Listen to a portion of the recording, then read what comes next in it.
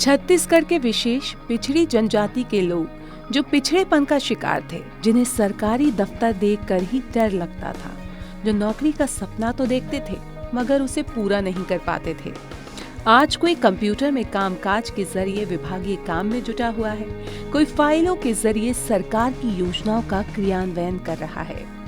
ये युवा और युवतियां कोई आम नहीं बल्कि बेहद खास हैं।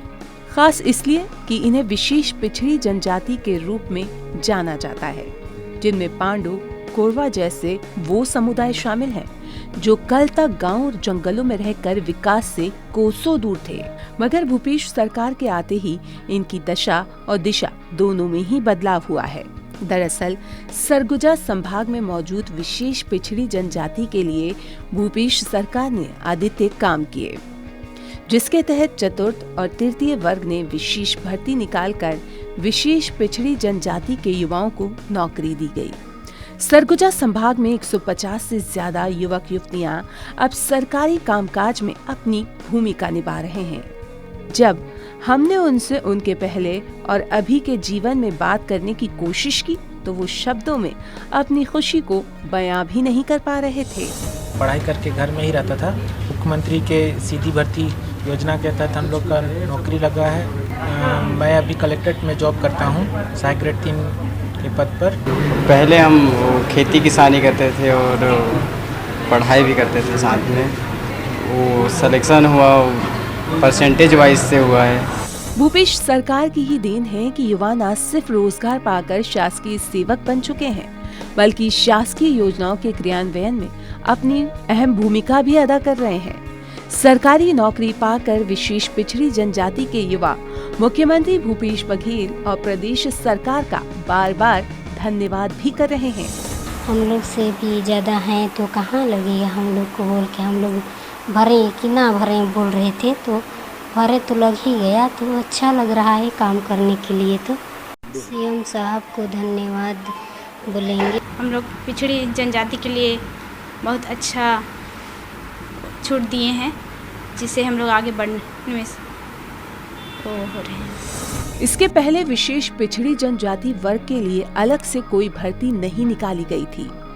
आमतौर पर होने वाली भर्तियों में जो पिछड़ी जनजाति के युवा खुद को साबित भी नहीं कर पा रहे थे, मगर जैसे ही प्रदेश में कांग्रेस की सरकार आई, मुख्यमंत्री भूपेश बघेल ने इनके हित का ख्याल करते हुए सरगुजा संभाग में विशेष पिछड़ी जनजाति की भर्ती प्रक्रिया शुरू की, जिसके तहत विशेष पिछड़ी जनजाति की वे युवा जो पढ़े लिखे थे उनके आवेदन जमा कराए गए और तत्काल उन्हें नौकरी का नियुक्ति पत्र दिया गया।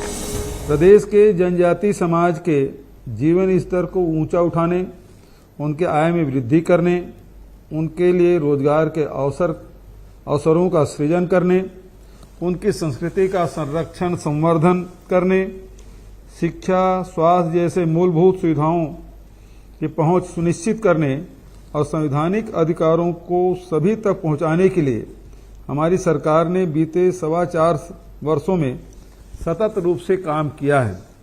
जब भूपेश है तो आदिवासियों को भरोसा है, भूपेश है तो किसानों को भरोसा है।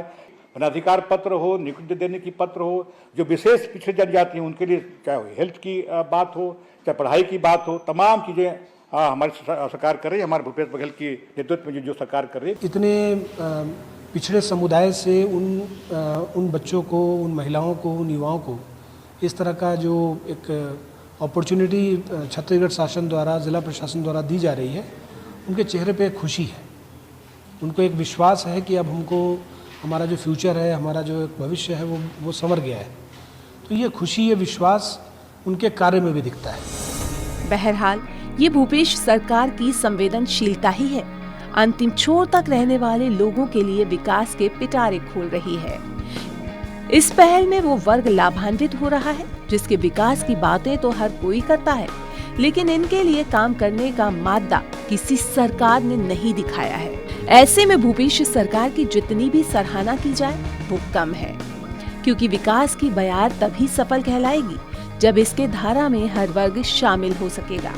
और विशेष पिछड़ी जनजाति की भर्ती प्रक्रिया से कुछ यही मंशा पूरी होती नजर आ रही है।